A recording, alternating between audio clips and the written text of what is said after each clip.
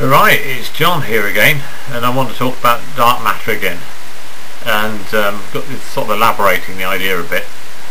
So dark matter, my thesis is that dark matter is something to do with the heavenly realms, you know, like heaven and hell type heaven. And our earthly bodies are connected to the heavenly body in the heavenly realms. Now there is a biblical idea that we have an earthly body and a heavenly body, and when our earthly body finishes, our heavenly body is still there and continues.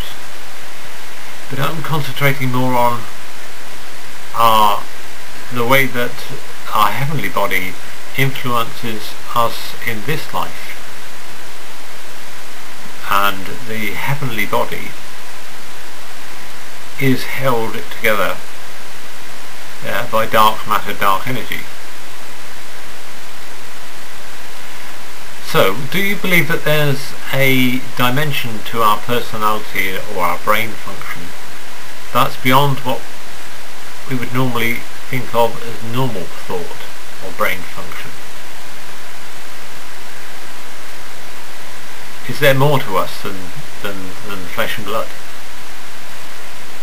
Well, I think there could be. I've been watching some of the telekinesis stuff and the psi wheel on YouTube.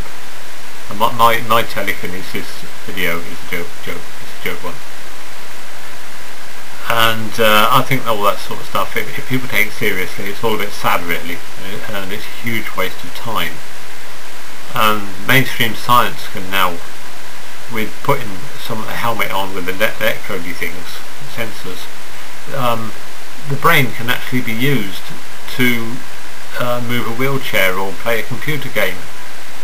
This isn't imaginative stuff. This is actually happening. You know, you watch the Gadget Show or something like that. They've been doing it.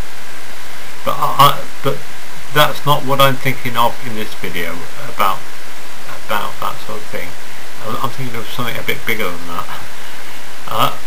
And one thing that the search for telekinetic power can teach us is that the harder you try to move the psi wheel or influence something, the less it works.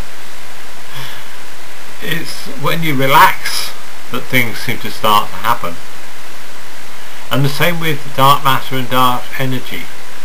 Science and maths have calculated that there's a huge amount out there, but we just can't find it. I can't say that if you relax they're going to find it, because they may not.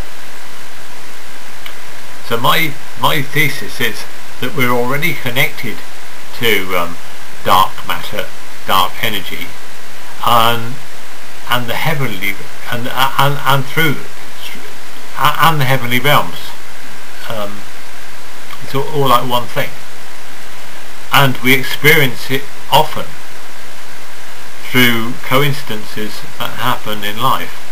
This morning I got before I got dressed, I suddenly thought, oh, I'll put my dressing gown on and put some porridge in the microwave so I'll be ready for breakfast after I'm dressed. But I go downstairs and my wife is already up and she's putting her porridge in the microwave, and she has gluten-free porridge and she doesn't always have porridge, and I don't always have porridge. But it was exactly the same moment. It was like coincidence. I said, oh well, once your porridge is done, put mine in then. You'll think that's a small thing, but these things happen all the time. You just be aware of them.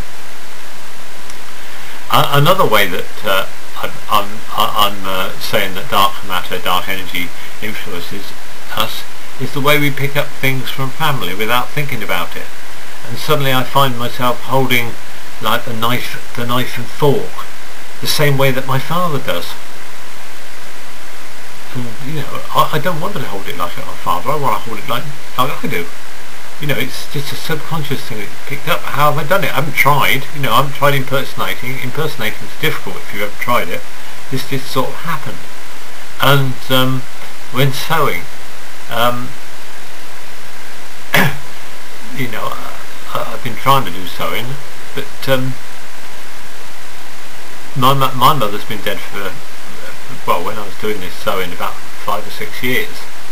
But somehow I could feel her doing it with me, and you know how difficult it is to thread a needle, and you're trying to thread the needle like this, and suddenly I started threading it backwards, you know, like threading it from the back, looking through the hole of the needle, and suddenly I was doing it like my mother does it, but she had been dead for 5 or 6 years, you know, and this sort of thing is happening all the time. And could this be to do with, you know, dark energy, dark matter? You know, our brains are relatively small, really. I mean, any extra power would, in my case, be greatly appreciated. Another way that dark matter, dark energy could be influencing us is enhancing our memories. I've got a very well, I go to Oxford, which is 100 miles from here, regularly. And if I tried to recall all the little trees and hills and humps and bumps in the road, I couldn't remember very much of it, I wouldn't get very far. But when I drive the route, I'm actually aware of masses of features of the road coming up. Parked cars, oh, that tree's been cut down, or I better be careful, there's a pothole here, or I normally, you know, take that apex of the corner, you know, I can just coast up to these lights. You know, if you think about it, when you're actually on a journey, it's amazing. It's sort of almost like platonic forms, you know, the forms in the road, the houses, you know, you recognise the old buildings, and they take on a form, and they've got their own memories, and it's like sat-nav or something, you know, you look at it, you see the form in your mind's eye, and it's not only the image, but there's a whole load more stuff comes at you. So that's, any comments, very welcome. I've got more to say, I've got some more to say, but that's enough for now. Right, bye!